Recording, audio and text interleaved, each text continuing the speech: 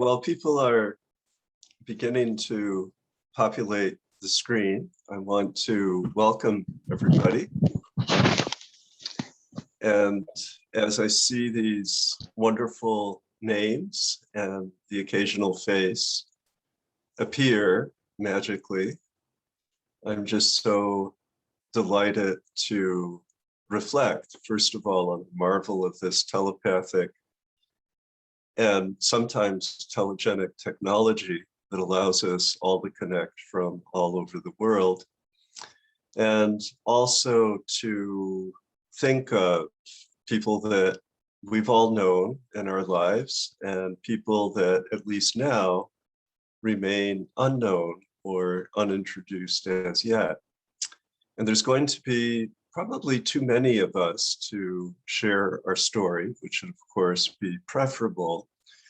But hopefully through our practice, our understanding, our self-reflection, through the course of these next several hours, we will see things within our story that connect with the stories and even the names of others in our midst.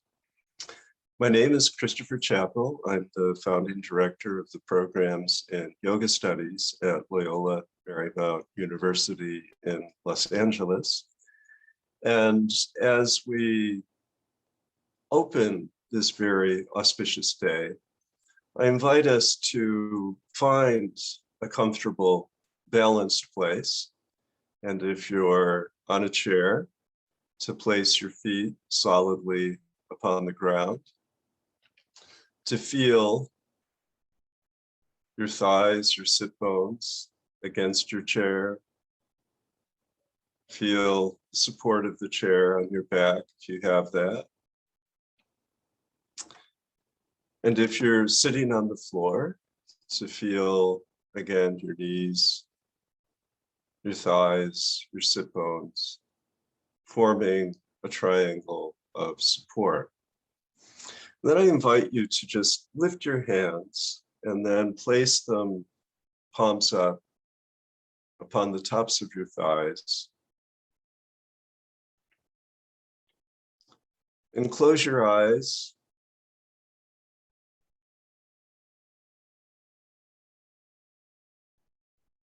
And allow the various locations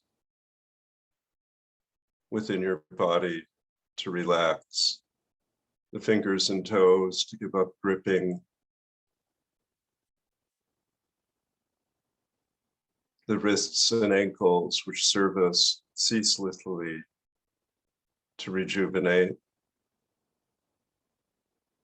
The knees and the elbows to go into a place of repose.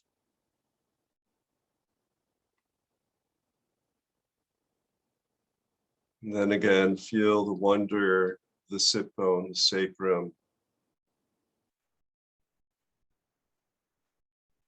the lumbar, thoracic, cervical region of the spine.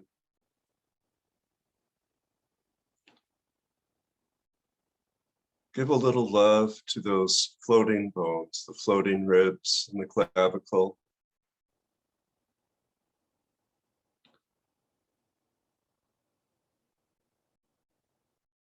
And then marvel for a second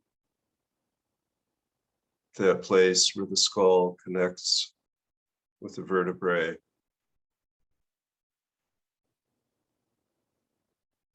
And bring a release to your jaw, to your cheekbones, to all of those muscles around your ears, interlacing throughout the skull. Bring relaxation to your brow and your forehead.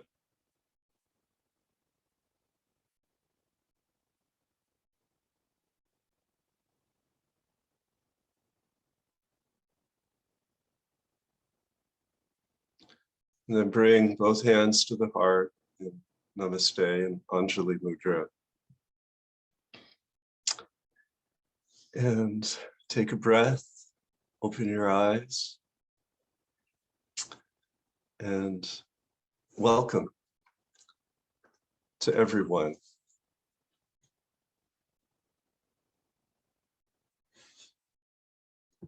Saturday, October 2nd. It's morning in America, so to speak. It's evening in India, and we're always at antipodes. We're always at opposites. And this day, auspiciously, is also the International Day of Nonviolence. This is the day of Gandhi's birth. And our theme for this, our 10th Yoga Day, is about finding that place of singular unity, of finding that place of quiet and stillness that empowers and re-empowers us so that we can move forward to do what we must do within the world. Gandhi was thrown off a train. His dignity stripped away by colonial oppression.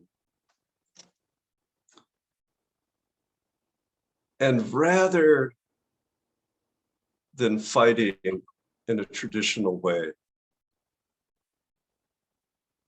he thought long, he thought very carefully over the course of many decades about how to overcome oppression of self, how to overcome oppression placed upon us by others. And in doing this, he went to the very core of yoga practice. And the core of yoga practice, the very first gateway into yoga, is ahimsa, not desiring to do harm to anyone, including oneself. And this, for people of yoga, becomes the go-to mission statement. Will this word, if I utter it, create discord? Will this thought, if I go there, in fact, be harmful, even to myself? And the way that Patanjali sets forth this practice, there are to be no compromises. That regardless of time, circumstance, protect, uphold, respect, recover dignity. Now, throughout the day, we have many touchstones for how to get to that place of nonviolence. And these include self-care and empowering oneself to be of service to others in this work of care. It's now come to be called yoga therapy. We have various styles of meditation that will be shared, including traditional mindfulness of the Buddhist tradition, as well as a heartfulness meditation that is now worldwide, coming from originally a teacher in Delhi some decades ago. We have, for those that are able to be on campus, some yoga asana classes outdoors. And we also have many reflective conversations on what it means to become a person with that mission statement, what it means to reflect on our long personal history and social history. And we're very blessed this afternoon, 3 o'clock India, rather 3 o'clock PM here in the United States, in the middle of the night. Now, some people have asked, will these be taped? And the answer is yes. You will be able to view these experiences after the fact. Reverend James Lawson grew up in Ohio. And when he was a young man, someone hurled at him the N-word. He was in 4th grade and he beat up this other kid. And he went home a little bit ragged around the edges, and his mother said, now what good did that do? And from that very young age, he went into this place of self-reflection. And his mother's words penetrated deep into his soul. And he committed himself to a life of nonviolence from that young age forward. He decided that war was not the answer. He, like Gandhi and so many others, endured prison. In the instance of James Lawson, for refusal to participate in the Korean conflict. And then he said, where can I learn about nonviolence?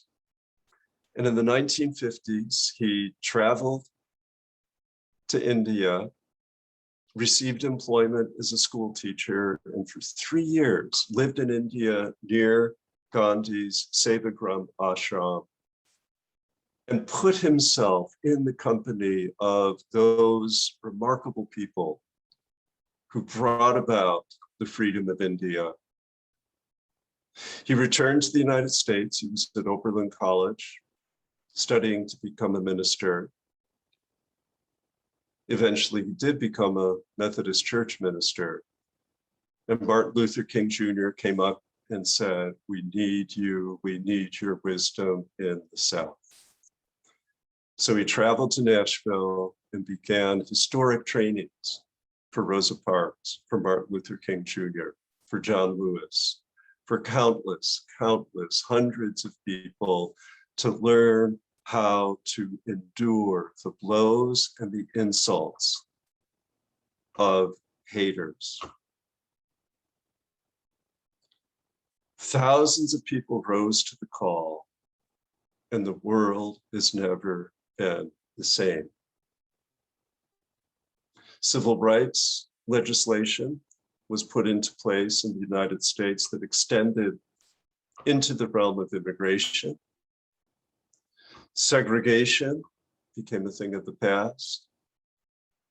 And America opened its doors for the first time for people of all nations to be able to settle on this blessed continent. And Reverend Lawson is still teaching. So at the age of 92, still monthly holding forth, and he will be with us this afternoon, early morning in India, but Dr. Bhavanani will be able to perhaps tune in, unless you're up very early tomorrow. But I'd like now to introduce Laurie Fazio, who is our clinical professor of yoga therapy. This afternoon, we'll be giving a big info session about our various programs. Many of you are already part of the yoga studies community here at LMU. And Laurie will be introducing our morning workshop leader, Dr. Bhavanani. So Laurie,